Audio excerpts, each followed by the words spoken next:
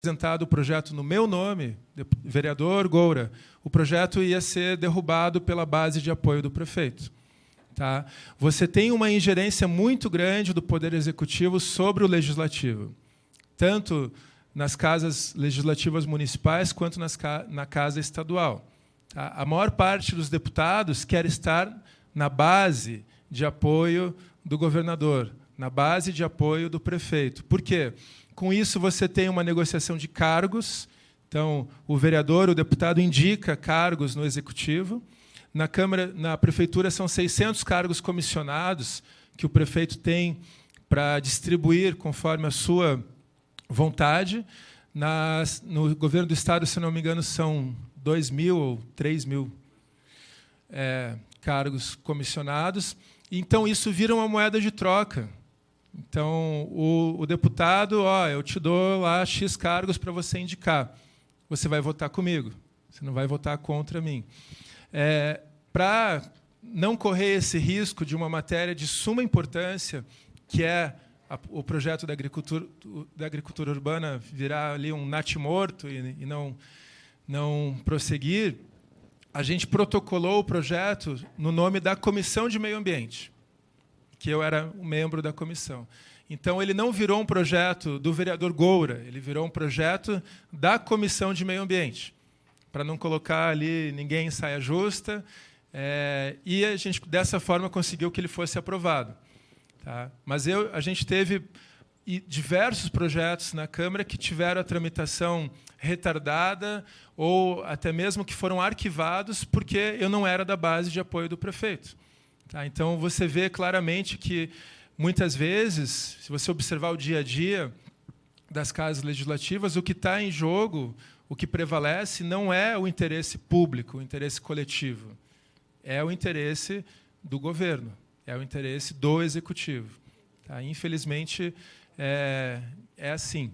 Tá? Como mudar isso? Mais formação política, mais participação política. E a gente até fez uma brincadeira assim: cite 5 vereadores. Lembra de 5 vereadores? O nome. É difícil, não é? 10 deputados. A gente não sabe, não é nenhuma crítica aqui. A gente fez isso no ano passado com os membros da minha equipe. Né? Eu estava me candidatando a deputado e eu falei, galera, fala aí o nome de 10 deputados estaduais. O Rafael lembrou 3 aqui.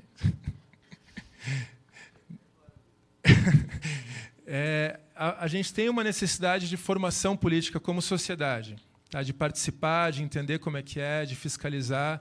E não é à toa que o processo legislativo, muitas vezes, ele é tão hermético, ele exige uma hermenêutica, ele exige um processo para você conseguir entender o que está sendo falado ali, o que está sendo discutido. Então, eu acho que a gente tem um problema muito grave aí, porque você tem a perpetuação de um modelo político que é excludente, que não é inclusivo. Né? Então, é um ponto aqui. Pessoal, tá boa mais alguma, a discussão? Não dá tempo. Tá boa a prosa, como diz? Tem mais... Mas eu acho que vamos, a não ser que a plenária... é que o nosso horário já está estourado, né? Tem mais uma e tem mais uma ali. Vamos rapidinho. Bem objetivo, ele faz... Eu vou responder objetivamente também. Tudo bem? Dá para ter esse acordo? Então pode ser. Deputado, vamos ser bem objetivos. Nós já, eu também tenho compromisso.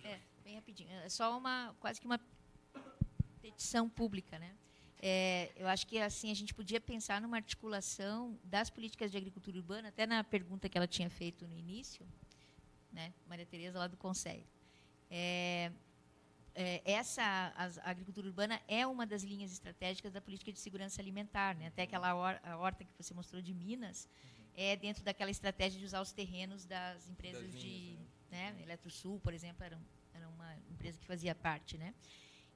Mas o que eu acho bem bacana do valor que você está implementando nessa proposta é sobre a questão da soberania alimentar. Uhum. Porque a soberania alimentar é vista mais no senso comum como sendo um tema campesino, né?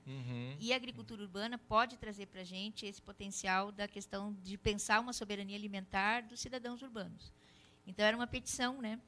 Pedir que, quando você tivesse a apresentação dessa proposta, que a gente também, né, na nossa cultura estratégica, né, de colocar esses termos nos conceitos, né, nos documentos, certo. Aparecer essa correlação, né, da soberania e da segurança alimentar dentro dessa perspectiva. Eu acho que é uma coisa que agrega, né, e nos ajuda, né, na questão da formação da cultura do direito humano a uma alimentação adequada. Né? Essa aí é uma linha, né, de fiação.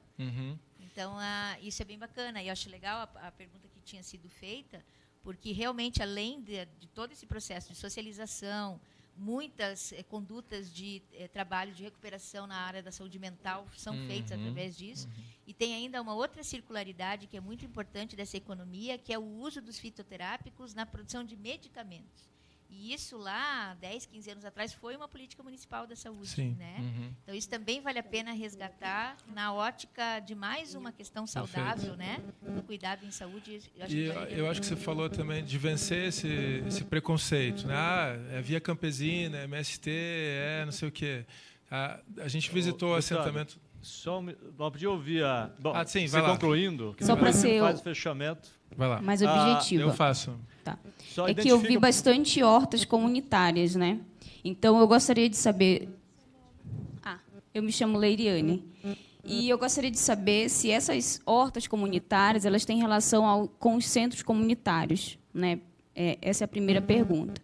E a outra, se não, nas suas andanças, você encontrou muitos centros comunitários ativos, né, que desenvolvam alguma atividade dentro dos seus bairros? Porque, quando você fala de soberania alimentar, eu entendo muito assim de cultura local, né, de identidade local para mim.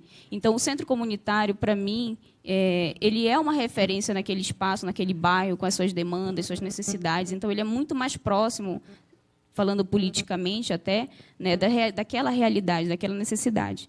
Então, eu gostaria de saber se o senhor encontrou algum centro comunitário ativo, se ele desenvolve alguma atividade, né, dentro dessas questões, e porque, se não desenvolve, como é que poderia entrar, por exemplo, numa política pública de utilização desses espaços para a implementação de alguma política pública efetiva, né, na questão das hortas urbanas, na questão da compostagem, né, na reeducação daquele espaço, daquelas pessoas, para poderem utilizar melhor o espaço que elas têm. Né? É mais centralizado. Você é da UTFPR? Sim.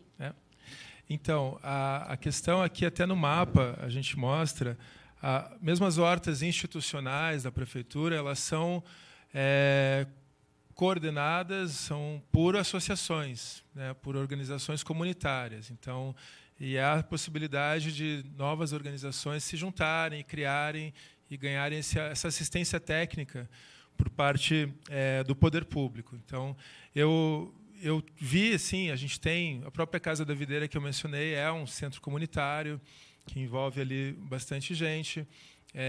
Esse tipo de atuação, eu acho que a agricultura urbana poderia estar mais e mais presente com uma forma de socialização. A Maria falou aqui do atendimento a pessoas dos CAPs, né, dos Centros de Apoio Psicossocial. Então, você ter isso presente como uma forma terapêutica e também uma forma de produção de alimento, as duas coisas caminhando juntas. Desculpa, a tua pergunta objetiva fugiu ali. Mas, sim, são associações que coordenam. Tá. Não, eu não estou fazendo essa distinção aqui, desculpa. Mas eu acho que, assim, um processo para uma horta coletiva, como tem aqui sabem ali na Manuel Ribas, aquela escadaria que desce? O pessoal fez ali a escadaria comestível das Mercês.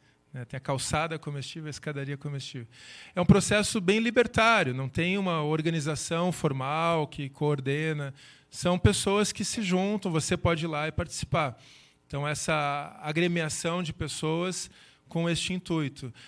Eu vejo que a agricultura urbana tem um potencial a ser explorado. Ela pode ser potencializada num nível muito maior. Tá? E eu acho que aqui também falar da agricultura periurbana. né, da gente pensar essa grande cidade, essa grande Curitiba, que a gente já tem a produção de alimentos majoritariamente